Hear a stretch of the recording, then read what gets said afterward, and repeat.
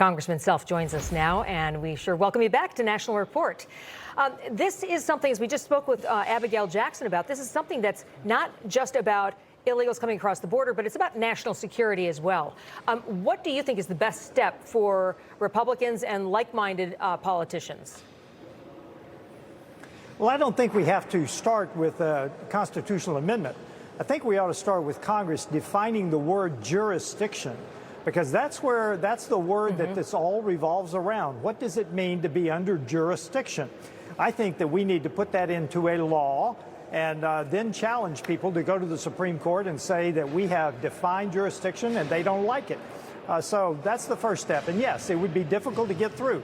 It's always difficult to get anything through this Congress, particularly America First bills. But we need to make the attempt, and we need President Trump's support on that, and we need to get her done because this is a vital issue. That birthright tourism issue, China alone has more than 1 million naturally born American citizens that we know of. Congressman, curious to get your perspective on this. So even after a Supreme Court ruling which denied President Trump one of his key initiatives, legacy media pundits, they still were not satisfied as they blasted the Supreme Court for the lack of unanimity on this controversial case. Let's watch.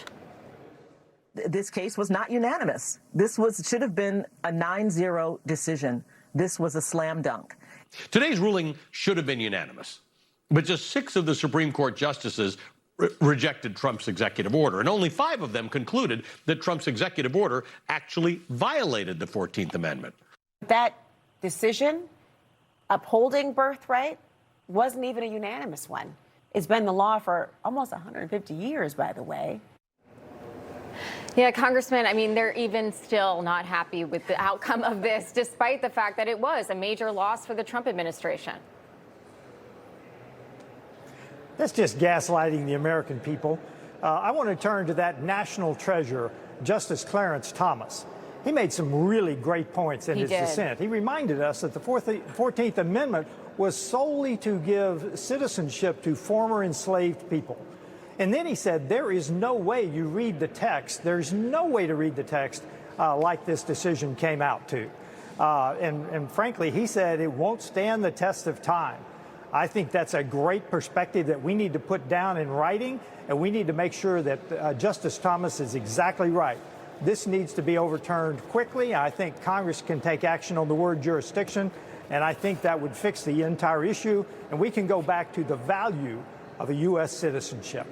Yeah, back in April, Kentucky Senator Rand Paul introduced legislation to end birthright citizenship. And here's what he wrote at the time.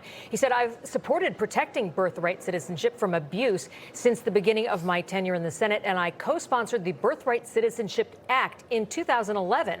Now I'm proposing an amendment to protect American U.S. citizenship in case the Supreme Court fails to address this issue correctly.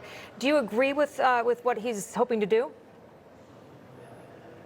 Absolutely. I think that's exactly what we ought to do. Put that word jurisdiction into a law, define it more narrowly than the Supreme Court has, and I think we will go a long way to overturning this disastrous decision.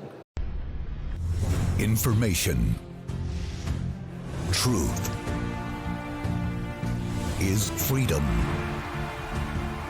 Is Newsmax. It's real news for real people.